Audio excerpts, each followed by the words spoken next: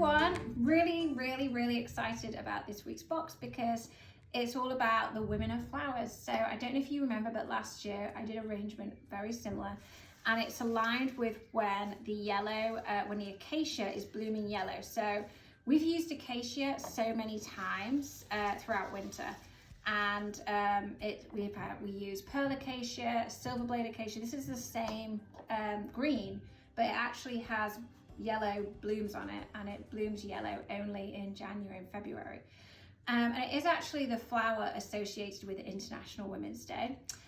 The reason being that after the Second World War in Italy, women would give yellow blooming acacia to each other as a sign of solidarity and support for one another after that time. So the challenge with it though is that International Women's Day is in March, and it always blooms in California between January and February. So I wanted to kind of make the most of it because it is associated with like women and showing compassion with one another.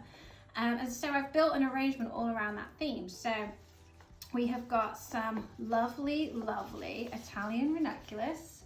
So the Hanoi ranunculus, it is the season for these incredible flowers. We've got some incredible Earl Grey roses, and then we've got a collection of greens. So with the yellow acacia, we've also got some gunai eucalyptus, and this is Nanzanita, which is grown in Sonoma. And then we're going to take a trip back to Nathan's farm in Castroville, and we have a pink iced protea from him too. For those of you who haven't met Daphne before, this is Daphne, and she is 3 months old.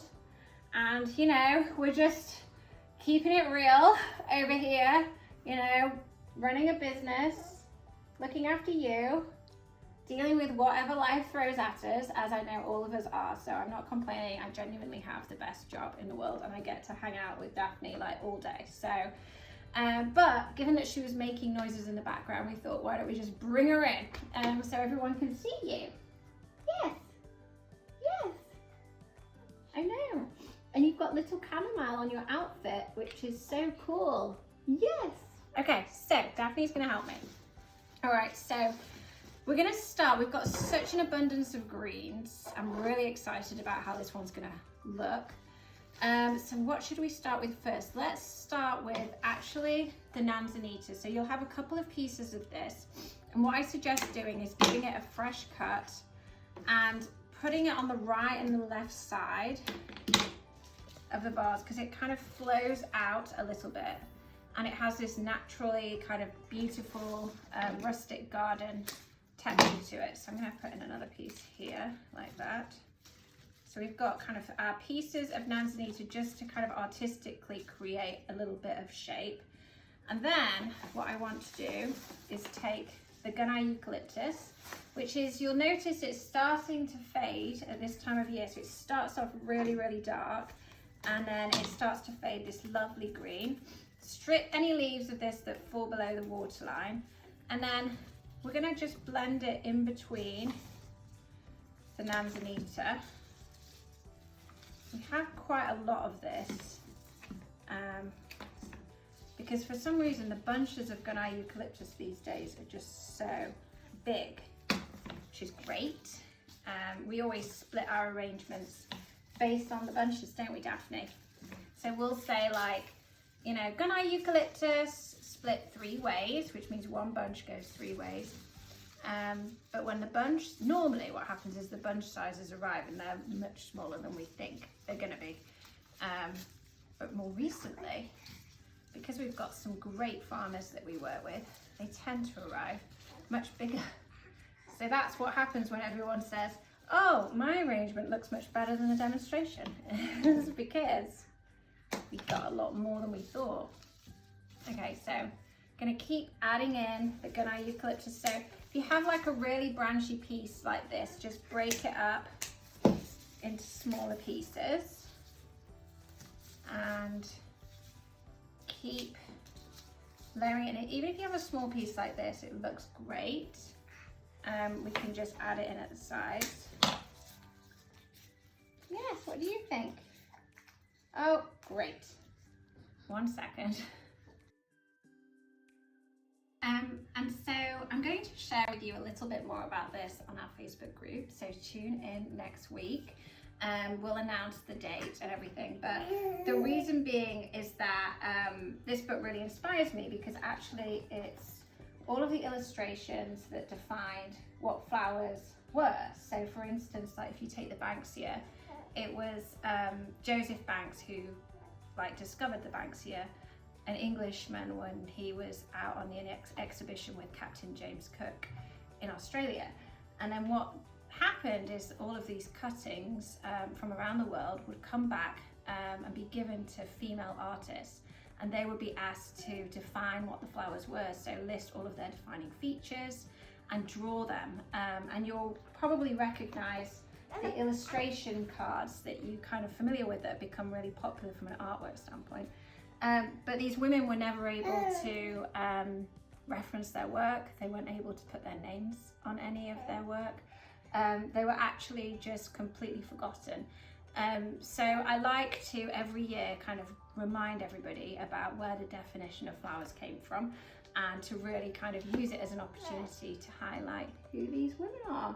Yes, so we're going to be sharing some of those stories, aren't we, Daphne? Yes.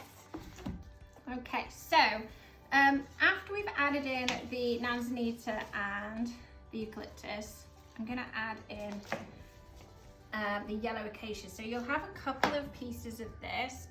And really, it is a more decorative element because we kind of like it for the yellow hue that it adds, but also it kind of helps to fill in the shade a little bit too.